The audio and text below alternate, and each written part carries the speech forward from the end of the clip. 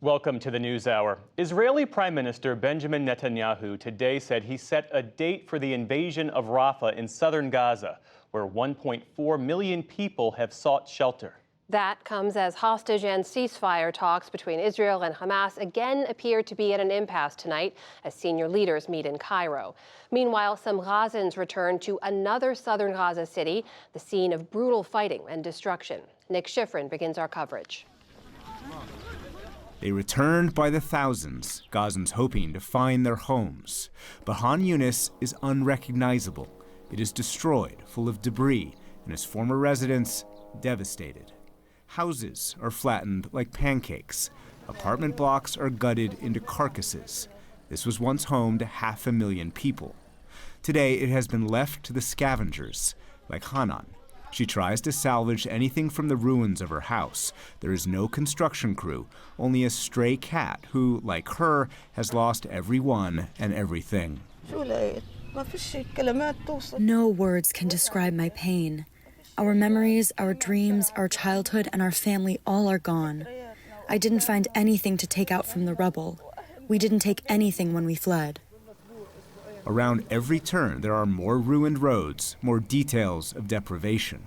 Sitting in the shadow of his former home and his former life, Ishmael told us today he'd lived here for 4 decades. My feelings? My life is ruined. My life is destroyed and ruined. Everything from the past 40 years is gone. What can we say? Only God is sufficient. But Khan Yunis is also the home to Hamas leaders, and Hamas videos show gunmen fighting Israeli troops from the ruins of homes. This weekend, Khan Yunis Israeli troops recovered the body of hostage Elad Katzir, kidnapped on October the 7th.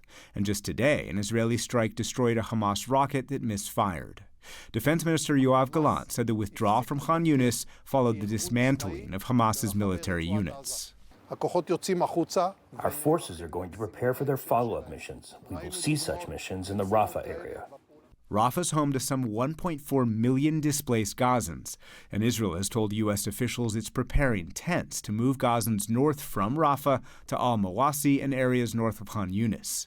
But U.S. officials say Israel has not yet presented a full evacuation plan, even though today Prime Minister Benjamin Netanyahu said a Rafah operation was on the calendar. Victory requires entry into Rafah and the elimination of the terrorist battalions there. It will happen. There is a date. Today, State Department spokesman Matt Miller reiterated that the U.S. opposes a major ground invasion into Rafah regardless of Israeli evacuation plans. I think it would, number one, harm all the more than 1.4 million Palestinians. It would hinder the delivery of humanitarian assistance. So we have made clear that we don't want to see that full-scale invasion in any event. In the last few days, Israel has opened additional crossings, and today more than 415 trucks entered Gaza, the largest number since the war began. But the UN and US are pushing for the number to increase to pre-war levels above 500. It is not just important that they take initial steps to facilitate the increase of humanitarian assistance, but that increased flow of humanitarian assistance be sustained over time. Increased humanitarian assistance is one of Hamas's demands on hostage negotiations. Regional officials tell me that CIA Director Bill Burns, Qatar's prime minister, and Israeli and Egyptian spy chiefs have created a new proposal that's gone to Hamas, in which Israel has softened its resistance to a Hamas request to let Gazans return to northern Gaza, but not by enough to expect an imminent breakthrough.